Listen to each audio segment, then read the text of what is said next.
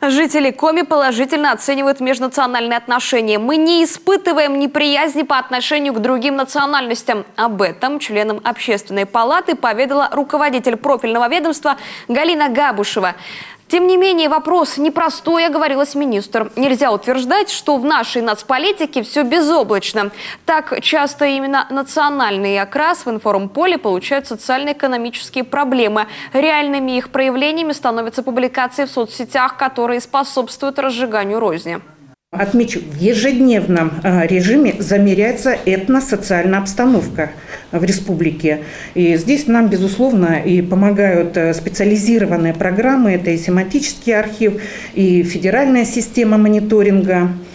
Какую же пищу для размышлений дают социологические исследования?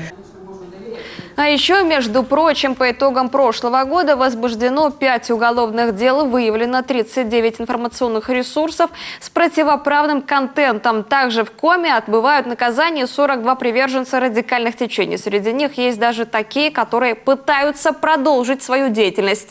А ведь такому влиянию, увы, подвержена молодежь.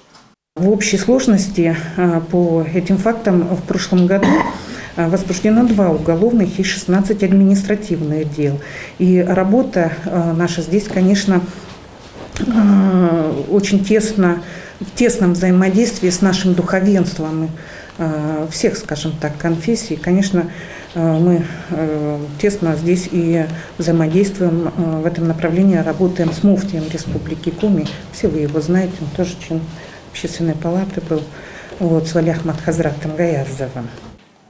Сегодня в Коми 69 этнических организаций. В прошлом году список пополнился Союзом православных женщин и Советом молодежи народов республики.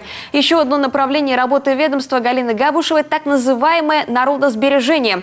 Вопрос этот актуальный, особенно в Воркуте, Усинске и Книшпогосте, то есть в многонациональных муниципалитетах, а также в Ижме и Усть-Куломском районах, где большинство населения Коми. Через призму Арктики держится на контроле вопрос коренных малочисленных народов Севера.